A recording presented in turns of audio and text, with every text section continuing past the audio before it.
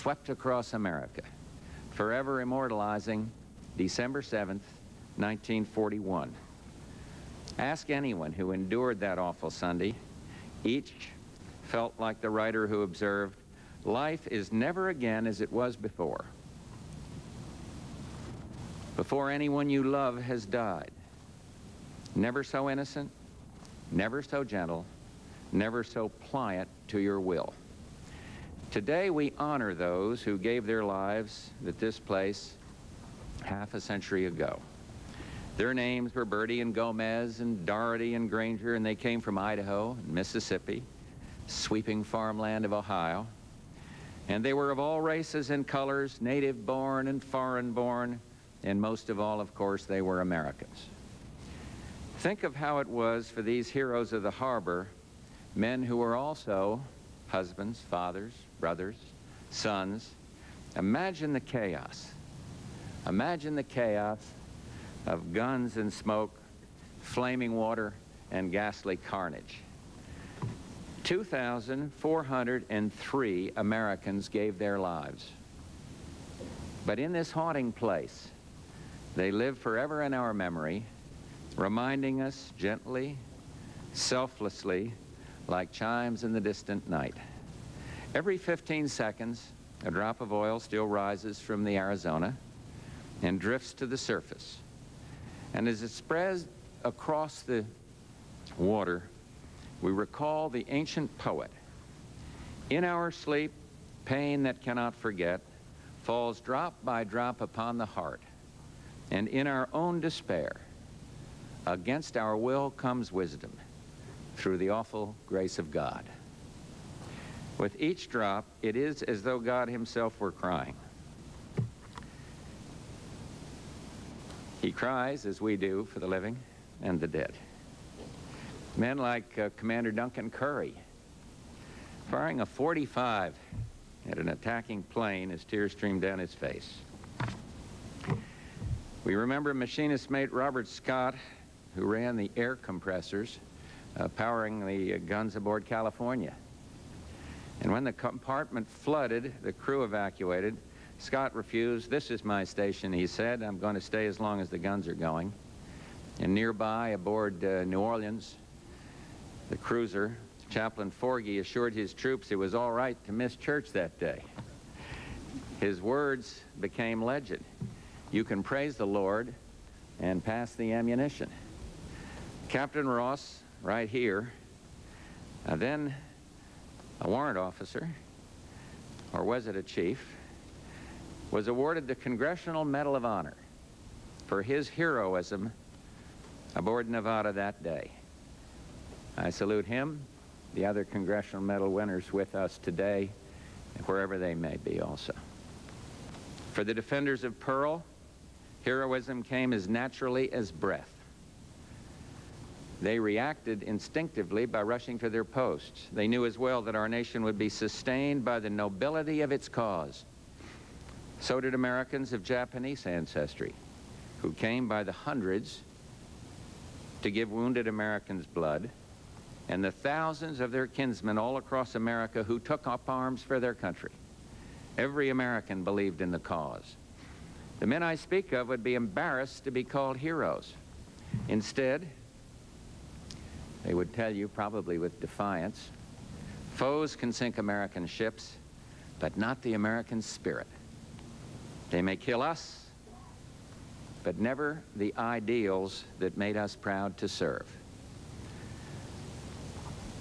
Talk to those who survived to fight another day. They would repeat the Navy hymn that Barbara and I sing every Sunday in that lovely little chapel up at Camp David. Eternal Father, strong to save, whose arm has bound the restless wave. Oh, hear us when we cry to thee for those in peril on the sea. Back in 1942, June of 42, I remember how Henry Stimson, the Secretary of War, defined the American soldier and how that soldier should be, and I quote, brave without being brutal, self-confident without boasting, being part of an irresistible might without losing faith in individual liberty. The heroes of the harbor engraved that passage on every heart and soul. They fought for a world of peace, not war, where children's dreams speak more loudly than the brashest tyrants' guns. Because of them, this memorial lives to pass its lessons from one generation to the next, lessons as clear as this Pacific sky. One of Pearl Harbor's lessons is that together we could summon lightness against the dark. That was Dwight Eisenhower. Another, then when it comes to national defense, finishing second means finishing last. World War II also taught us that isolationism is a bankrupt notion. The world does not stop at our water's edge. And perhaps above all, that real peace, the peace that lasts, means the triumph of freedom, not merely the absence of war. And as we look down at, Barbara and I just did, at Arizona's sunken hull, tomb to more than 1,000 Americans, the beguiling calm comforts us, reminds us of the might of ideals that inspire boys to die as men. Everyone who aches at their sacrifice knows America must be forever vigilant. And Americans must always remember the brave and the innocent who gave their lives to keep us free. Each Memorial Day, not far from this spot, the heroes of Pearl Harbor are honored. 2 leis are placed upon each grave by Hawaiian Boy Scouts and Girl Scouts. We must never forget that it is for them, the future, that we must apply the lessons of the past. In Pearl Harbor's wake, we won the war, and thus the peace. In the Cold War that followed, Americans also shed their blood, but we used other means as well. For nearly half a century, patience, foresight, personal diplomacy helped America stand fast and firm for democracy. But we've never stood alone. Beside us stood nations committed to democracy and free markets and free expression and freedom of worship. Nations that include our former enemies, Germany, Italy, and Japan. This year, these same nations stood with us against aggression in the Persian Gulf. You know, the war in the Gulf was so different. Different enemy, different circumstances. The outcome, never in doubt. It was short. Thank God, our casualties, mercifully few. But I ask you, veterans of Pearl Harbor, and all Americans who remember the unity of purpose that followed that momentous December day 50 years ago, didn't we see that same strength of national spirit when we launched Desert Storm? The answer is a resounding yes. And once the war for Kuwait began, we pulled together. We were united, determined, and we were confident. And when it was over, we rejoiced in exactly the same way that we did in 1945. Heads high, proud, and grateful. And what a feeling.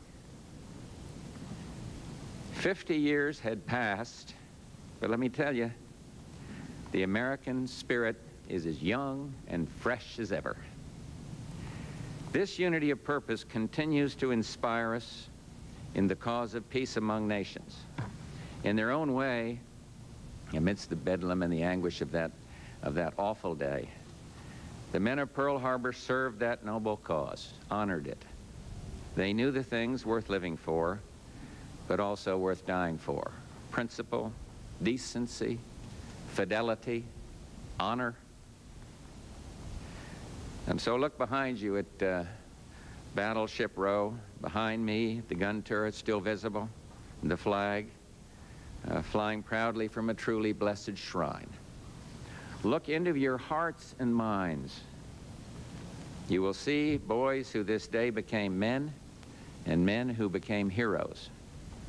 Look at the water here, clear and quiet, bidding us to sum up and remember. One day, in what now seems another lifetime, it wrapped its arms around the finest sons any nation could ever have, and it carried them to a better world.